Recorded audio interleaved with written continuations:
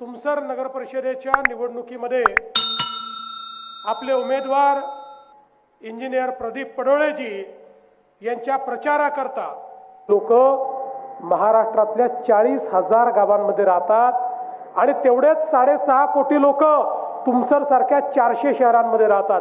40,000 गावं आणि 400 शहरं, अर्धे अर्धे लोक।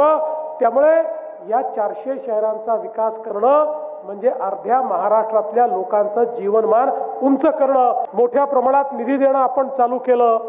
आपले प्रदीप भाऊ ज्यावेळेस नगराध्यक्ष झाले, खरं म्हणजे तुम्ही बघा त्यापूर्वी कधीही इतका पैसा कुठल्याही नगराध्यक्षाला आणता आला नाही, पण प्रदीप भाऊ नगराध्यक्ष झाल्यानंतर केंद्र सरकार राज्य सरकारच्या इतक्या योजना होत्या की ज्यामध्ये अनेक कामं या ठिकाणी झाली। सिमेंट कॉन्क्रीटचे रस्ते झाले, अतिशय सुंदर अशी नगरपालिकेची बिल्डिंग झाली, उद्यानं झाले, पिण्याच्या पाण्याची योजना झाली, गटारीच्या योजना झाल्या, वेगवेगळ्या योजना या मोठ्या प्रमाणात आपण करू शकलो।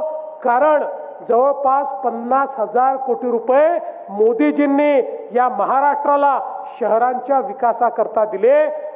आणि आता आपला GR असा आहे की या तुमसर मधल्या जे लोक अतिक्रमण करून बसलेले आहेत त्या प्रत्येकाला त्यांच्या जमिनीचा मालकी हक्काचा पट्टा हा आपण देणार आहोत।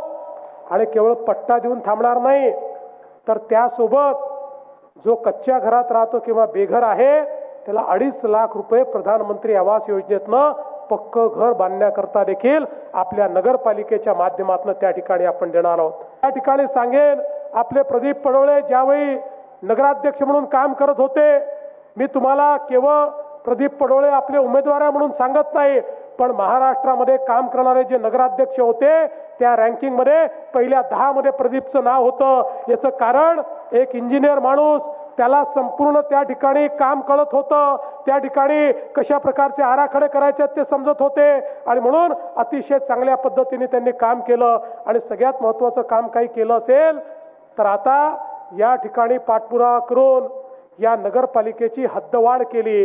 जवळपास दुप्पट ही नगरपालिका झाली।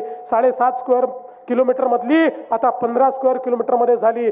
त्यामुळे पुढच्या काळामध्ये वेगवेगळ्या सरकारच्या ज्या योजना आहेत, संस्था आहेत, कॉलेजेस आहेत, या सगळ्या आपल्या तुमसरमध्ये आणण्याकरता आता आपल्याकडे जागा उपलब्ध आहे। आणि आज तुम्हाला एवढंच सांगण्याकरता आलो आहे, प्रदीप पडोळे एक काम करणारा व्यक्ती आहे।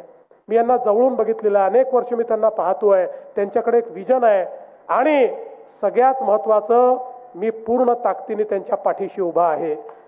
महाराष्ट्राचं सरकार पूर्ण ताकदीने त्यांच्या पाठीशी उभा आहे। तुम्ही त्यांना निवडून दिलं